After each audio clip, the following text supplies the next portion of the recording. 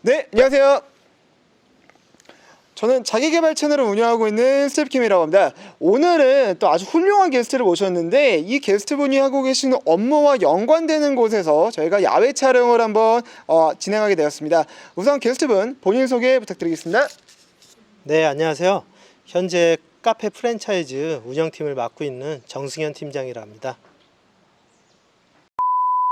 일단 저랑 알고 지내신 지 한 6년에서 7년 가까이 된 걸로 알고 있는데 제가 듣기로 형님이 이쪽 업계에서 되게 오랫동안 근무하신 걸로 알고 있거든요. 혹시 얼마나 이 업계에서 계셨나요? 한 15년 정도 근무했었습니다. 15년이면은 뭐 업계 전문가라고 볼 수가 있을 것 같은데 혹시 이 업계에 들어오시게 된 계기, 뭐 이쪽 일을 시작하게 된 계기 같은 게 있으실까요?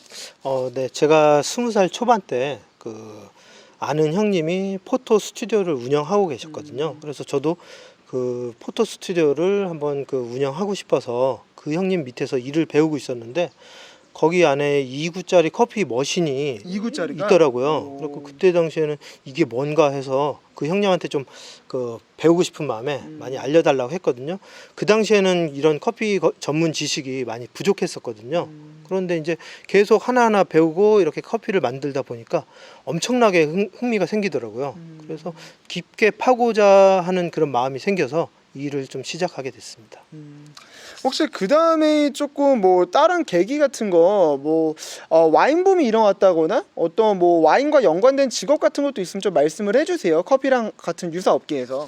그때 당시에는 신의 물방울이라는 만화책 때문에 이쪽 와인 업계에 엄청난 붐이 일어났었거든요. 그래서 소믈리에라는 그 직업이 많이 생겨났었고요. 혹시 영상을 보시는 시청자분들이 소믈리에가 조금 생소할 수도 있어서 소믈리에라는 직업이 어떤 직업인가요? 와인 감별사라고 생각하시면 됩니다. 네네. 네. 그래서 이제 그때 당시는 소믈리에는 인기가 있었고 바리스타라는 단어는 되게 생소할 정도로 그렇게 많이 없었거든요. 그리고 지금이야 커피 전문점이 워낙 많지만 그때 당시에는 그 아이스크림과 프라페를 파는 파티션 있고 뭐 소파 있는 그런 카페들이 몇 개 있었거든요. 지금하고는 많이 달랐네요, 업계가. 많이 달랐습니다, 그때는. 그리고 그러다 보니까 커피가 이제 갑자기 이제 부흥하게 된 거는 2007년 커피 프린스라는 드라마가 이제 방영되고 나서 엄청난 커피 붐이 일었었죠. 네, 그래서 제가 이제 소믈리에보다는 바리스타가 되기로 결심을 하고 처음에 바리스타로 시작을 해서 그 다음에는 이제 커피 트레이너로서 또 그 다음에는 슈퍼바이저로서 이 일을 계속하게 되었습니다. 알겠습니다. 그러면은 그동안 하셨던 업무에 대한 경력사항이라고 할까요? 좀 어떤 업무를 구체적으로 하셨는지 간략하게 좀 말씀을 해주실 수 있으신가요? 제가 그 커피 프랜차이즈 운영팀에서 일을 하면서 지금까지 한 2천여 명의 커피 교육을 진행했었고 그 다음에 한 400개 매장을 관리하고 그 다음에 한 500여 가지의 음료나 사이드 메뉴를 개발하게 되었습니다. 그러면은 그렇게 많은 업무를 하셨는데 좀 가장 성공적이었던 부분에 대해서 좀 구체적으로 말씀을 해주실 수 있으실까요? 뭐 성공이라고 했다기보다 제가 이제 예전 회사에서 1년에 한 100개 매장을 오픈을 했었었고 100개요? 네네. 매장 100개 정도 오픈했었었고 그때 당시 그 브랜드의 아이템이 엄청난 히트를 치면서 되게 이슈화가 많이 되었습니다. 네. 그러면은 그때 뭐 여러 가지 브랜드도 있었고 100개의 매장을 운영 관리를 하셨다고 하셨잖아요. 그 100개의 매장 중에서 가장 좀 매출적으로 좀 잘 됐던 곳은 뭐 월 매출이라고 할까요? 아니면 일 매출이라고 할까요? 이런 거를 좀 구체적으로 알려주세요. 영업 기밀 사항인데 이거 뭐 총 매출은 말씀드릴 수는 없고 대략 일 매출을 평일에는 한 500 정도에서 주말에는 한 700 정도 해서 그 매장 직원이 한 10명에서 바쁘게 계속 돌아가고 있었거든요. 잠시만요. 그러면은 일 매출이 주말에 700에 평일에 500이면은 월 매출은 2억이 넘는다는 건데? 대략 그 정도로 생각하시면 될 것 같습니다. 그러면 저도 카페 한번 창업할게요. 저도 창업하고 싶은데 돈만 있으면 되는 건가요? 돈만 있으면은 당연히 망하고요. 네. 전문적인 지식을 갖춰야 됩니다. 알겠습니다. 방금 이렇게 좀 성공적인 좀 서세스풀한 스토리를 말씀을 해주셨는데 물론 모든 부분에서 성공적이면 좋겠지만은 좀 매장을 운영하시는데 애로사항이라던가 어려움도 있을 것 같은데 아무래도 애로사항이 있다면 어떤 게 있을까요?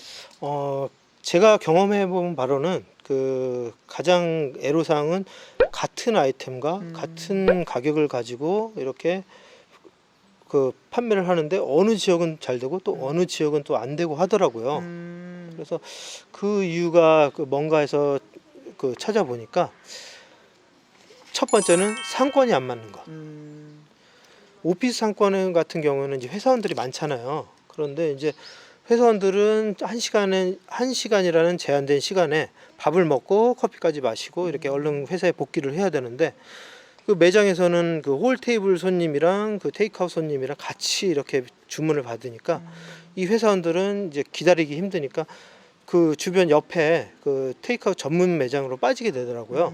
그리고 그 주거 상권 같은 경우에는 그 주민들이 이렇게 담소를 좀 나누고 할 수 있는 이런 그 공간이 필요한데 거기에 작은 평수의 그 매장을 오픈하게 되면은 그 주민들한테 외면을 받게 되더라고요. 네. 그러면 결과적으로 뭐 상권 특성에 따라서 이제 커피 업계 창업을 하시는 분들도 전략적으로 다른 방향을 좀 선택을 해야 된다는 말씀이신가요? 네, 맞습니다. 그 상권에 대한 그 니즈를 빨리 파악하고 거기에 그 맞는 그 아이템과 그런 컨셉 뭐 그런 여러 요소들을 빨리 그 적용을 시키는 게 가장 중요하다고 생각합니다.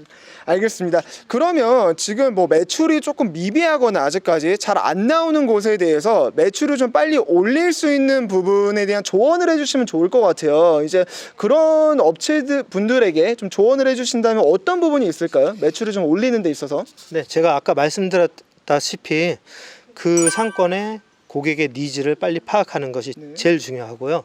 만약에 그 커피는 맛있다고 뭐 인정을 받는다 하지만 그 사이드 메뉴가 부족해서 그 선택의 폭이 줄어든다면 사이드 메뉴나 다른 이제 음료 메뉴들을 빨리 개발을 하셔서 그 선택권을 늘리는 게 객단가나 그 매출을 올릴 수 있는 방안이라고 할 수 있겠습니다. 혹시 특이한 메뉴를 좀 개발해서 좀 유니크하게 좀 밀고 나간 전략은 어떠세요? 그건 어떻게 생각하세요? 물론 그 특이한 메뉴를 그 개발을 해서 물론 대박 그 난 사례들도 많이 있지만 너무 호불호가 갈리는 메뉴를 그 선택하게 된다면은 뭐 예를 들어 제가 예전에 멕시코를 갔었을 때 매운 초코 라떼를 먹어봤었거든요. 매운 초코라떼요? 네네. 굉장히 매웠고 좀 특이해서 저도 한번 먹어보고 싶긴 한데. 그 멕시코 사람들이 뭐 그 한국 사람처럼 매운 음식 뭐 좋아하잖아요. 그런 음식들도 많고. 그래서 저도 특이해서 먹어봤는데 그때 당시에는 좀 감칠맛도 나고 뭐 괜찮았어요. 그래서 제가 그거를 만들어서 판매를 해봤는데 궁금해하신 분들은 되게 많았는데 이게 호불호가 너무 갈리다 보니까 판매가 잘 저조하더라고요. 그래서 제가 생각하기에는 그 보편적인 메뉴. 그래서 만약에 메뉴에 티가 없으면은 그 티를 판매하시는 것이 그 매출에 더 도움이 되실 것 같습니다.